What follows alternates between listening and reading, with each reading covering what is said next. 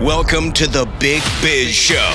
Taking care of business. You want fast-talking, hard-hitting discussions on business and finance? Maybe with a barroom slant and some really salty peanuts? We're not counting calories. We're counting cash. Before we get to the man with the financial plan, meet the money team. Costa, Mary, and Greg. Now Captain Finance himself, Sully. Wherever you're watching, wherever you're listening, it is the Big Biz Show. Thank you, everybody, for tuning in here inside the Loft 100 studios in sunny Southern California. And, of course, we'd be remiss if we didn't mention the greatest trio in the business, the Day Trader Trio. What? DTT. Here at the bar, it's Costa, Mary, Godwin, Greg Todorov, and, of course, Sully. Abity, ladies and gentlemen. Abity. Double A-B-H-T-Y and a big howdy to you. Oh God, we're back at that Howdy to you. Abity. A-A-B-H-T-Y. Hey, not to be confused with apathy. Mary, I have to ask you, regards to, I know that you've got one driver heading to college, you got one that's coming up. Yep. What are the rules around getting a driver's license these days for kids? So you're not allowed to drive anyone, I think it's under 18 for the first year, except a sibling to and from school or to and from, they go to dance together. So they do it anyway. And I said, I don't care if your friends are doing it. You're not doing it, because my older daughter got in a little fender bender. She had kids in the car. Ooh. And that you could get that's sued on your for permit. that. Did you say things like that's on your the wings? Oh, wings? You better believe it. Those are called B wings. That's right. Yeah. Well, actually, they're called mom wings when you have kids, but when you get married, they're called other wings. Did you say things like this is going to be on your permanent record? I said something to that effect. Yeah. Because they could the people that got hit could sue you if you're not abiding by the rules. The girls got home and fled and on foot. I've got a question for Howie. I got a question for Howie Font. Howie Font. My first question, Howie. Very simply stated, where is the permanent record located? Because this is going to is there a I know that we are I know that we're my personal one is classified under crash, so it causes some filing.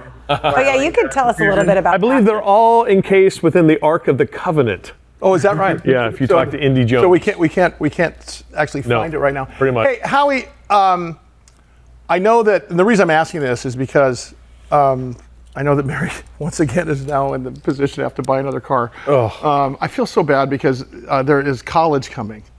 So you finally get through. Well, here's the good news. No, it's actually bad news. No, not because when we collectively were in high school, we were asking out a single person. So I asked Mary to go to the prom. It's me and her. Right. And that was. It's a little lame, but okay. Well, but the point is, well, how does it apply to you? Because you didn't do this. But then, so I had to buy the dinner and the corsage and the thing. Now, which is cheaper. Now it's a group thing. It is a group. And which is more expensive. They get a limo bus. Yes. They get the bus. It's more expensive there. The reason I'm saying this is Howie's going to talk about car loans, auto loans in the U.S.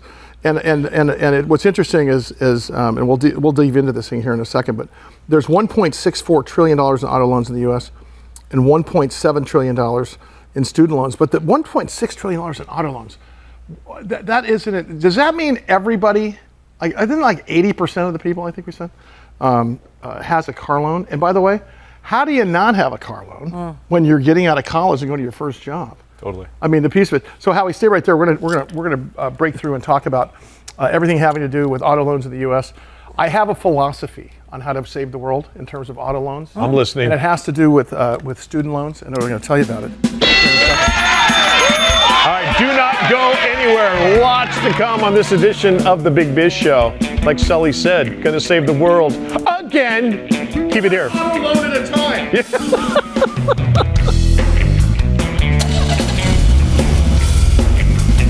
Or if you're Mary's daughter.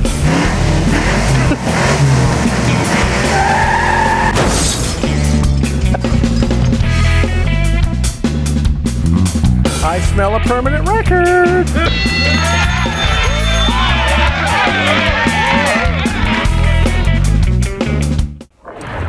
Welcome to the Big Biz Show. Taking care of business. You want fast-talking, hard-hitting discussions on business and finance? Maybe with a barroom slant and some really salty peanuts? We're not counting calories. We're counting cash. Before we get to the man with the financial plan, meet the money team. Costa, Mary, now Captain Finance himself, Sully. Wherever you're watching, wherever you're listening, we welcome you to the Big Biz Show. We're live inside the Loft 100 studios. And as we like to say around these here parts, Big old howdy to ya. boom, boom, like we've been doing it for 10 years straight.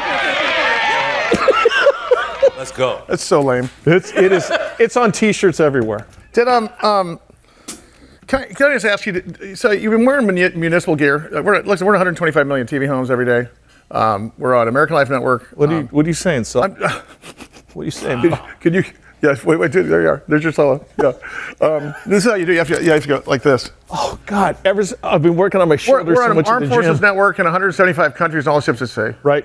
Like I like to say to Greg, 3 Emmys, 4 Tonys, and a restraining order. Are you being paid by municipal on the side to wear their gear? I am not. Truth be told, I am not. Harry Arnett and Mark Wahlberg have decided to come on and be the official wardrobe sponsor of our Offside Sports Show. And So not even this show.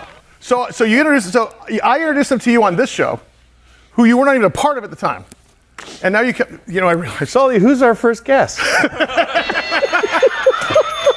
No, Howie Font, our lead analyst. No, I don't hear. Okay, that's all right. Listen, Howie, he's stealing revenue. Howie Font, our lead analyst, is right from New York here. Good to see you, buddy. I know he has something to say about this. There he is. Can you believe this? Is there some sort Howie, is there sort of protocol for Mike getting? Every year, Mike and I have been in radio for 35 years on radio. It's been a while. Before we got in television. Yep. We were on for 35. Because we were big in the 80s, now we're big and we're 80. The bottom line is, we've been in radio and television for a long time. Yep. What do we have to sign every year at the radio station? The Plugola, Payola, you have to go through that testing, all that crap, and saying you're not going to do it. So can you explain what Plugola Payola is? Plugola, Payola is taking side money from a sponsor without giving the network some money. Doing exactly what I'm doing with municipal. It's what Plugola and Payola are. That's nice. Mike, I have one technical question. Yep. Very market driven, and I don't know if it's going to be over the audience's head. How does one get in on this? In all honesty, truth be told, there are hoodies coming for 3 members up on stage at the day. But not me and not you. For Sully do you need and my for address you. or something? No, they're going to come here to the station, to the studio. But yes, I think we have Mark Wahlberg coming. I know we've had Harry Arnett here. And when he comes, you'll have to come, Howie. By the way, did he get a medium? Of course. Okay. Yeah. For Howie? Yep. Hey, Howie, we've been talking about... Next time I'm on the show, it's going to look like a NASCAR. It's like remember Tin Cup? He was out there with like Joe's Deli, or Rocky comes out there. I know advertising. Chico's bail bonds. Last week, Congress did something. 2 bills were passed creating regulations on cryptocurrencies. It's called the Genius Act, and it's now in place here. Now, I would argue that until there's adoptability in cryptocurrency, we're going to have a little bit of an issue. But at the end of the day here, we all have the same $40 in our wallet or purse we have for 6 months because we all use our debit cards. We're using digital currency. Mm-hmm. Talk about this real quickly. Yeah, I think something that's pretty incredible is that, if you wanted to communicate with me 30 years ago, maybe you were starting to send an email, but it was pretty convenient. Probably a fax if it was really urgent. If I couldn't get there for a phone call or something. Hey, Howie, Mike was wearing a garage door opener instead of a pager in the bars, so just to look cool. Yeah, no, exactly. I mean, we had these things that could only beep. They could send you like one line of text. Yeah, right. And it was mostly call me back at the number. Remember when you had to do 111 like you had 111? You had different codes. Yeah. I don't remember. No, but that's right. You weren't born yet. My point is that in that 30 years, the way that we've changed communications technology has changed immensely. I mean, email, text message, social media, just the amount of throughput. We're sending 4K video instead of just one line of text saying "call me back" on a pager. Yeah. But we haven't changed the payment rails. I mean, we're still using ACHs. We're still using the wire system. It's slow. It's clunky. It for some reason costs something. Wire costs $25 each way or something like that. And there's all these transaction costs, but crypto's enabling at least that to get modernized. And it's kind of, the bank's fault for leaving this vulnerability to crypto, because other countries don't have this. So basically what this legislation does is it sets rules and an even playing field around whether or not they're actually securities, which means the SEC can regulate them without destroying the whole industry. And then 2, the Clarity Act that says stable coins are okay. These things that are one-to-one with the dollar. So which I want to ask about. Yeah. The thing about digital currency, let's like Bitcoin, okay? Mm-hmm. Okay. Yeah. The idea is we have a fiat currency anyway. Let's talk about the U.S. dollar. U.S. dollar is a global currency. All goods and services in this world are priced with U.S. dollars. I don't care what city you are in, what state you're in, what country you're in. Everything is priced in U.S. dollars. So if you're buying oil country to country, even in the U.K., it's priced in U.S. dollars. Long story short, makes this a global currency. But we are a fiat currency like every other currency in the world, meaning there's no gold standard, which goes back to when Nixon took us off the gold standard, meaning that it's a perception currency, okay? Now, digital currency happened literally when, if I'm not mistaken, it was either Venezuela or some city like Corfu was not, had no confidence in their currency, and they started trading seashells or something instead for currency, and that's how global currency started. But the problem was, still it's a perception issue. So they created this thing called the blockchain. Blockchain is the infrastructure in which digital currency plays. So it's all transparency. So I hand you $1, you hand me a potato. It is now verified by 1 million people, but there's no broker, there's no potato broker, there's no dollar broker. And that's where this is going. My question for you, Howie, is what does this do to change anything with the Congress bills? Because until we have adoptability, because right now, look, the only thing I use Bitcoin for is investing. Okay, I realize some places take it. Usually onlyelbows.com will take cryptocurrency instead of dollars. Yep. But long story short, it's not a standard payment system yet. And for us to get there, I believe we'll get there in the next decade. But it's got to have adoptability. So is this the on-ramp to that in your opinion? I think this is the on-ramp to that for a couple of reasons. I mean, one, if you get a business to a certain size, there's only a certain level of risk that you're willing to accept. It's offshore, but the company Tether that creates the Tether tokens that are one-to-one with the U.S. dollar, so that you can, you take dollars, you buy Tether with them, you use the Tether, you buy Bitcoin, whatever crypto tokens you want. That company has, I think, $104 billion worth in of value. Tokens, and in tokens. No, I mean it's actually a much larger company if you wanted to value it based on its flows, because it collects and it buys treasury bills. It collects the interest on those. So they're backing the value with traditional. So which brings me to my next question on stablecoin. Yeah. If stablecoin follows a dollar, right? Yeah. Or several stablecoins will follow the yuan, they'll follow whatever. If you're following the dollar, what's the difference between having a dollar and a stablecoin? Because it's all perceived. That it gets to move on the blockchain. Got that it. you get to So move it's more transparent. Blockchain, So it's more transparent. fees-wise, and yeah. So in your opinion, if blockchain makes everything transparent, why will we ever need stockbrokers? Why will we ever need mortgage brokers? Why will we ever need car salesmen? Yeah. Honestly, well, listen, Robinhood. This is veering away a little bit, but I think it's interesting enough to talk about. Robinhood bought a huge chunk of the private company, not SpaceX. OpenAI. Yeah, OpenAI. Right.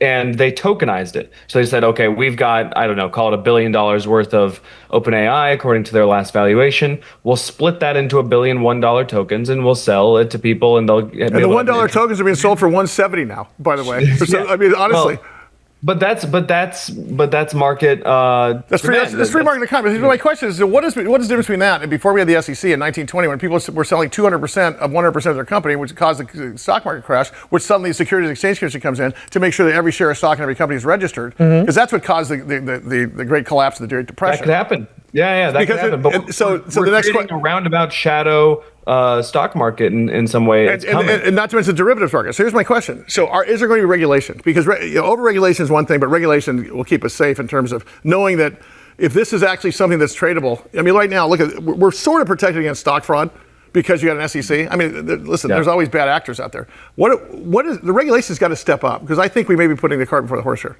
Yeah, no, I do think that this is a big step towards doing that, because now it used to be that it was kind of up to the courts, or we didn't know. Is Howie token? I create. That's a valuable token, damn it. I buy the heck out of that. You buy tequila with that. We use that to buy. We buy 6 packs of tequila. Howie, can I ask a quick question? Back to the potato I purchased. Does it go in the front of my Speedo? Or the back of the back Speedo? of my Speedo? Don't steal my stuff. Safety tip, if you're wearing a Speedo, the potato goes in front. All right. It's our big biz market analyst, Howie Font. Keep it here. Much more to come with the show. Don't go anywhere. I mean, it was... Stop, Grunt.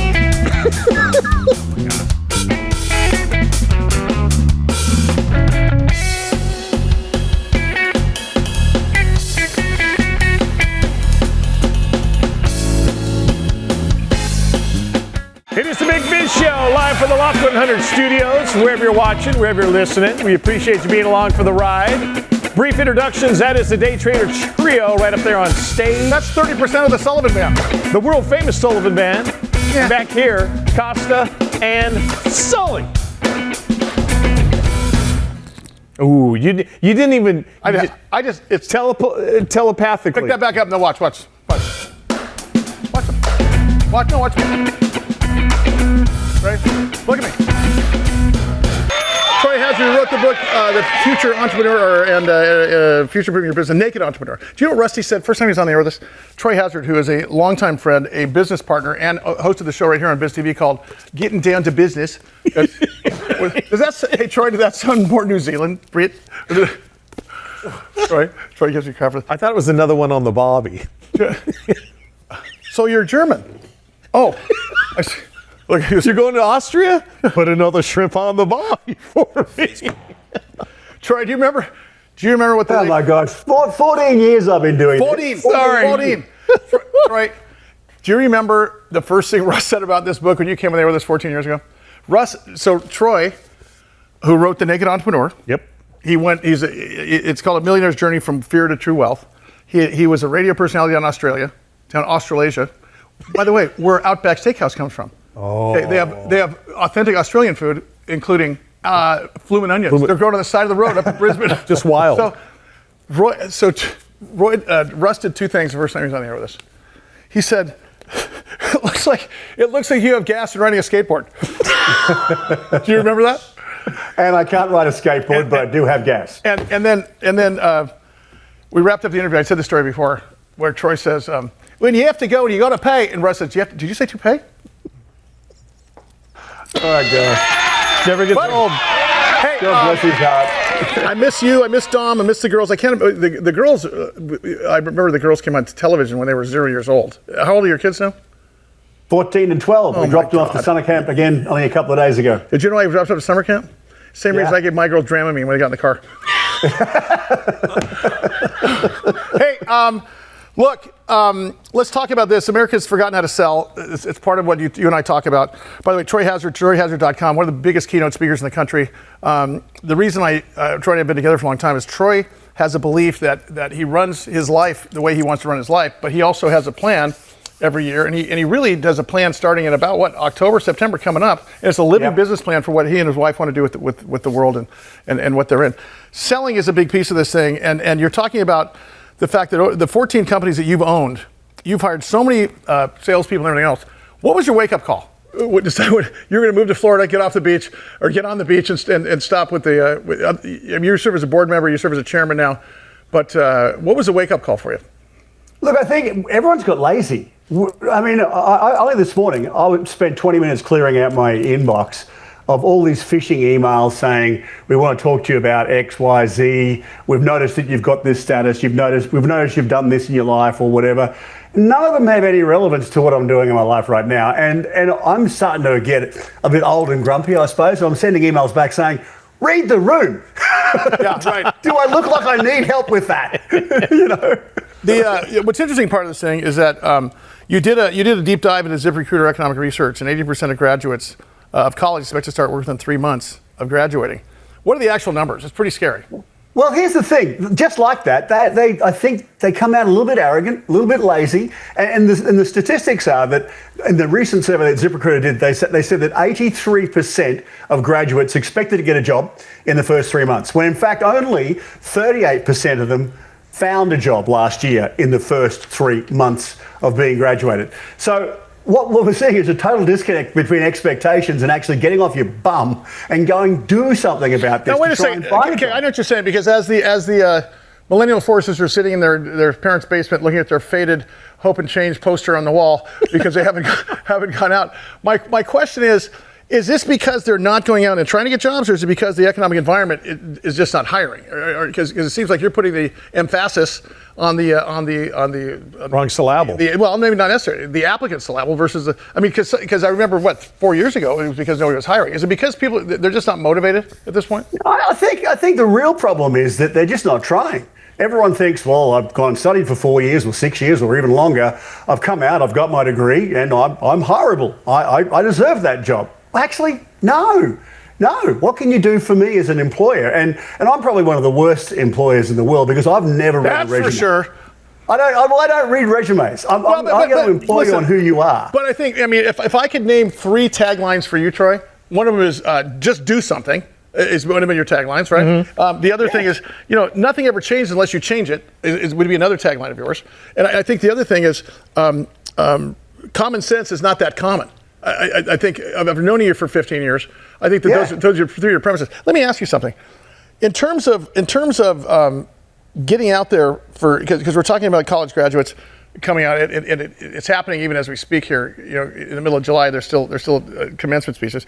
Can you talk about the interview tips for college grads and for anybody? Because I think that's a big piece of this thing, because we're hearing every day that people are bringing people back in the workplace. It's not just for graduates, but for everybody. Talk about that a little bit.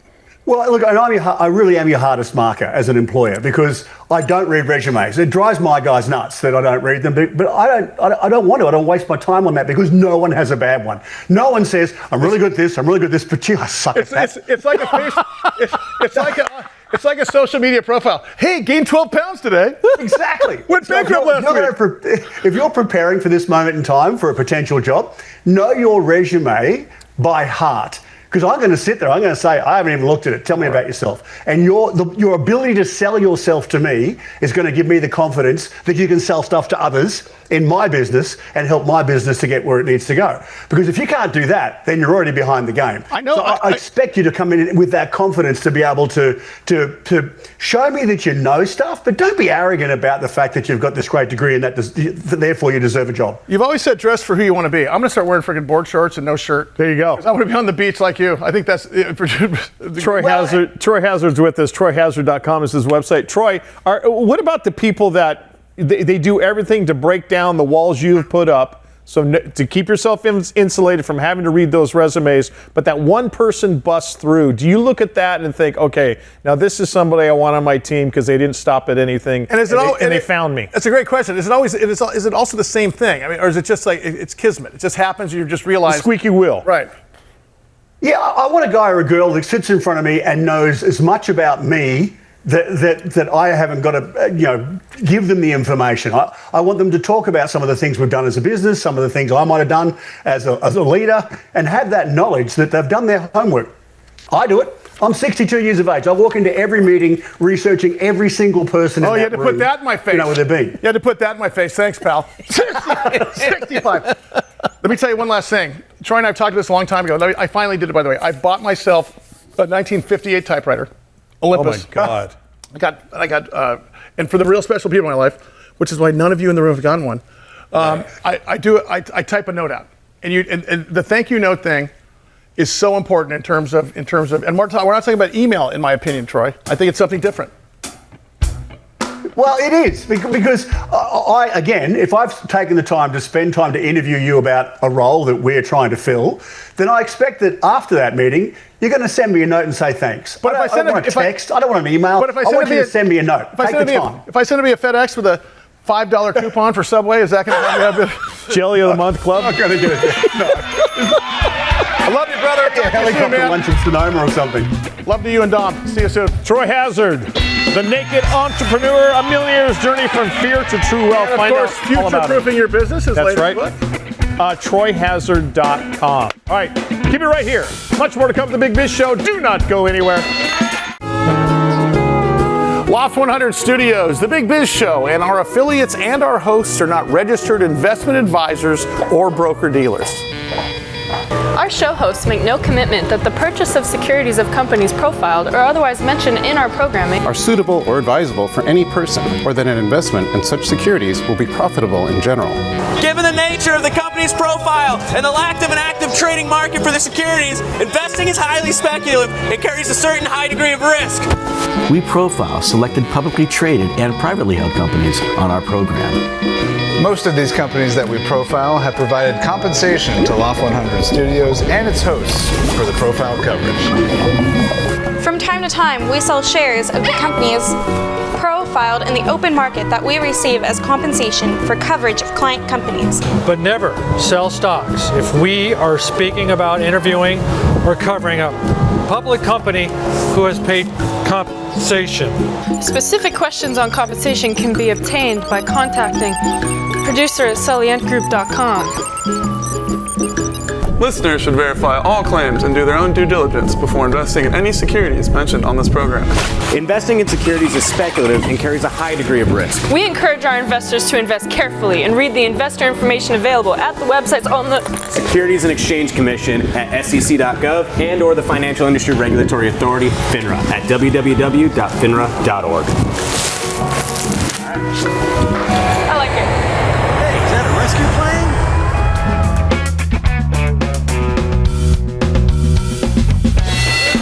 Wherever you're watching, wherever you're listening, Big Biz Show rolls on live from the Loft 100 Studios here in Southern California. That is the grossly, awesomely, completely, overly talented day trader trio. What you just said, they're gross, they're awesome, but they're overly talented. They may be slow, but they're stupid. Yes.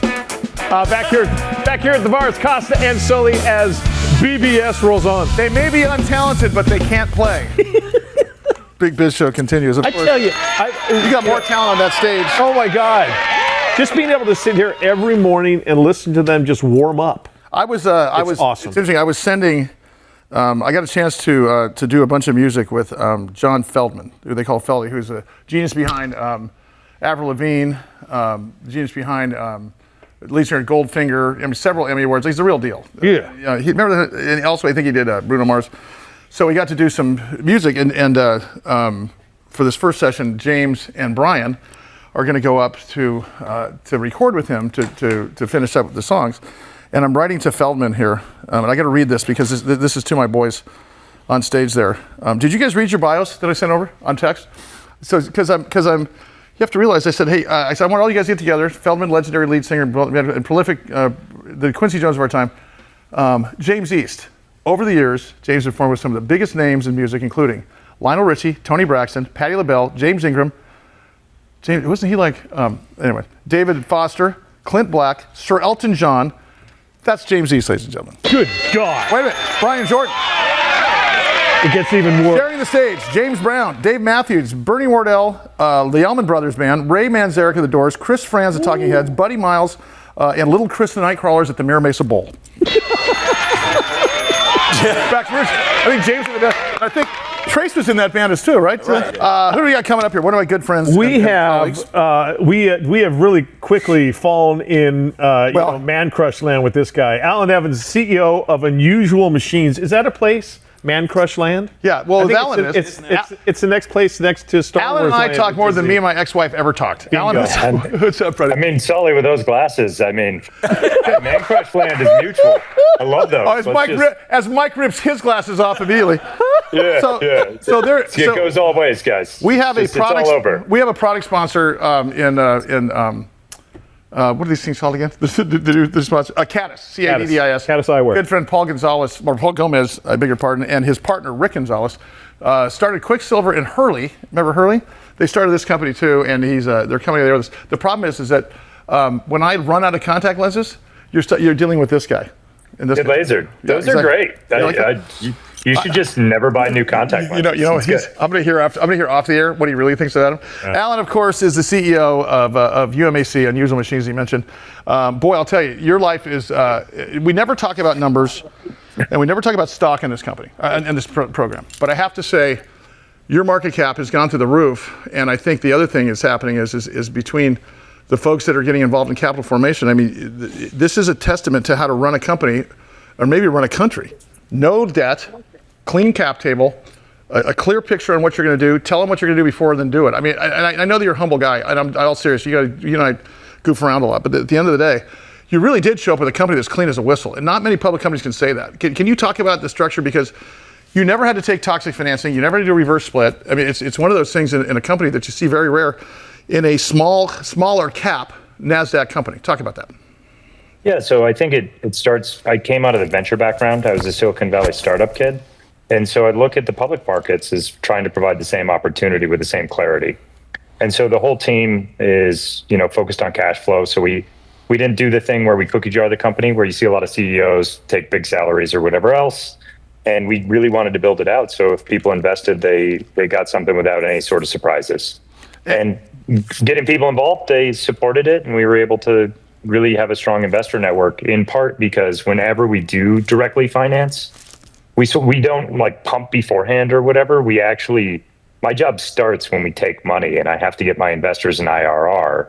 And I think that's really important. And in doing that, we've had investors that have stuck with us the whole way and helped us navigate when it's turbulent. And what's interesting is this is a story about supply chain. This is a story about manufacturing and ramp manufacturing. Talk about the story in itself, and then talk about the company, because you're really in a pretty narrow lane business, but it also has an adoptable, addressable market that is probably endless, thinking about how technology is going. Definitely. Supply chains are boring until something goes wrong. And then you wonder why cars are sitting on the parking lots in COVID, or, why there's no tests. That's so true. Right? So it's boring if we're doing it right.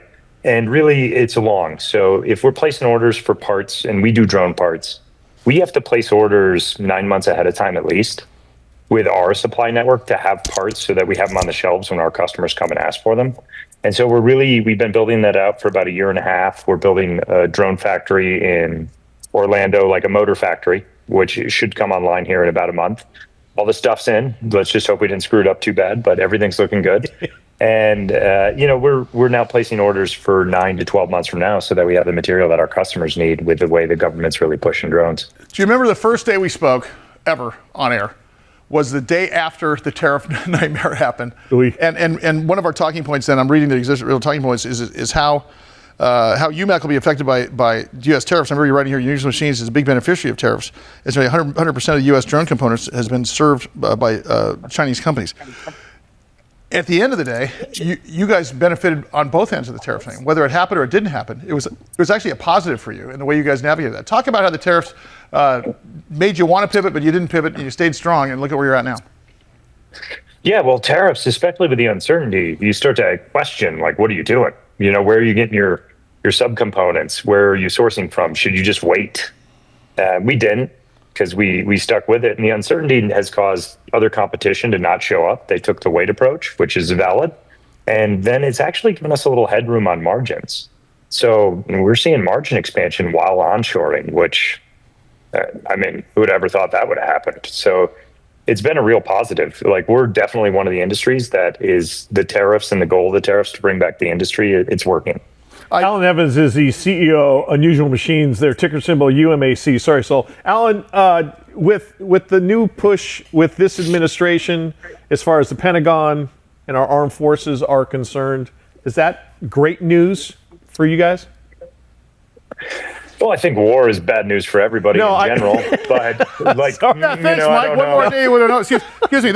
This just came in, if I'm not mistaken. Thank you, Mike. Appreciate it. Yeah. Just let's start with that. But exactly. Past that, the government wanting diversified supply chains, not just wanting China as a supply chain for drones, and the amount of money they're putting there because they recognize that it's really important, not just defense, but for public safety, for national parks, for drone light shows, for all these other things. We're definitely a beneficiary of it, as so are so many drone companies, but there just aren't a lot of people doing maybe low-cost parts. So we're getting a lot of calls. It's good. Hey, Allan, just for you, and as much as I will tell you this, I'll let you in on something. We'll have a surprise for you guys next week regarding UMAC in terms of a project we're doing with UMAC. But my question for you is you got 6 months left in the year. And I know you guys, do a pro forma out probably 5 years, but you're really, as a CEO of a public company, you're probably looking 18 months out total. What are you looking most forward to? And has anything changed if I would ask that same question in January? Vacation? I don't ever get it, but hopefully we stabilize and I can take one. No, I really think the market will have certainty by about November. So I'm really looking forward to seeing where the government, if they put their money where their mouth is, between here and the end of October. And really like where it goes. Does it go to FPV drones, which we specialize in, and to ISR drones, like the camera drones, just get where the money gets spent. And I think that's going to dictate the next 2 or 3 years. So I'm looking forward to certainty there. Good stuff. His name is Allan Edmonds. Allan Edmonds. Wait, his brother Allan Edmonds.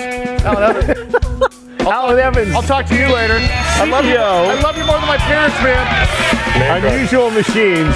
Ticker symbol is UMAC. You're going to be seeing a lot more of Unusual Machines. So a big old howdy to you to UMAC. And you'll be seeing a lot more of us in just seconds as the Big Biz Show continues. Wow.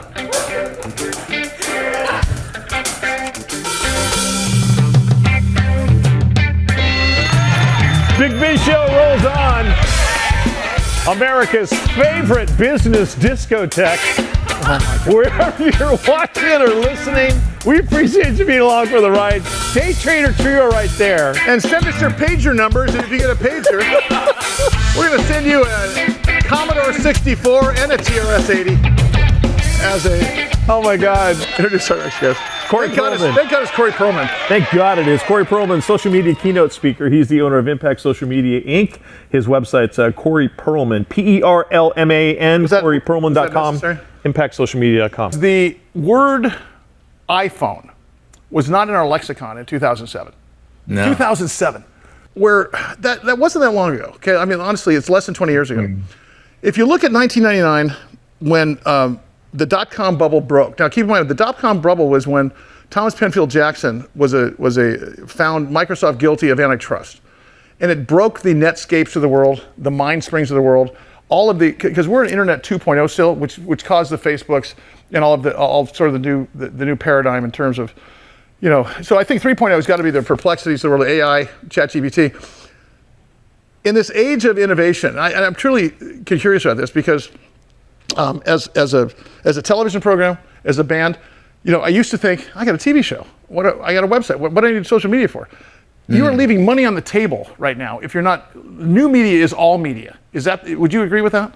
I mean, my opinion is the way I look at AI right now is it's like a toddler that we're feeding, applesauce to with the little, airplane. I mean, it's so powerful in its current form, but wasn't social. But forgive me, wasn't Napster that? Back when I first got you and I first got in the air, 1992, 1993? We used to run into the control room to grab bumper music for free on Napster, instead of using the carts when it came out because it was so novel. Now look what we got from here, and I think you're right. I think we don't know. We don't know. But do you think AI is going to be the driver? I do. 1,000%. That's the biggest innovation, I think, in our our world's sort of our back nine world, if you will. Obviously, the internet being our front nine. But I mean, it's insanity, and it's going super fast. I mean, I think the hardest part right now is watching videos and trying to figure out if they're real or AI generated because they can create real people. Which brings me to the next step, because I've had more than one. Look, there's when you do this for long enough, and the reason you play guitar when you're 12 years old is to get the girls. After a while, it's these guys will tell you I run off stage as fast as I can because you don't want the attention. I have enough articles probably once a month.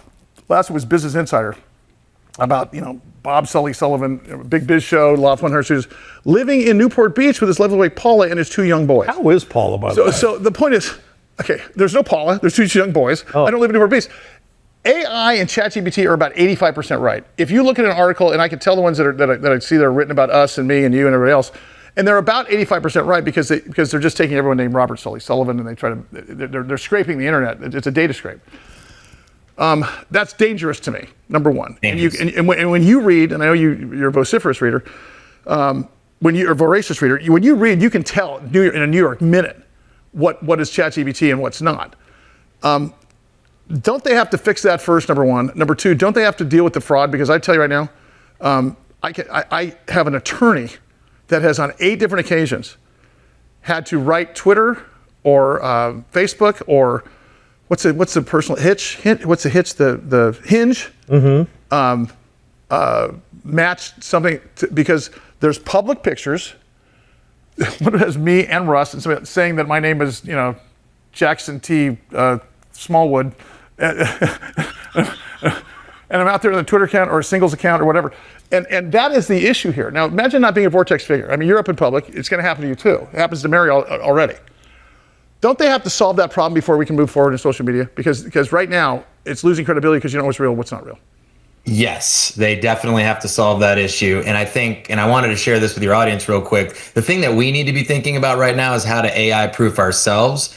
And I think the answer to that is showing up more authentically on video and, showing behind the scenes, showing how, we're here day in and day out, because people can create these personas. Like you said, I can arguably become Sully overnight with AI, which is so crazy. But if they look at all your history on social and see your personal brand, that's your way to defend against AI, I would say. Corey Perlman is a social media keynote speaker, owner of Impact Social Media, Inc. Corey, you know the phrase, when everyone's a superhero, there are no more superheroes. Have we hit the saturation?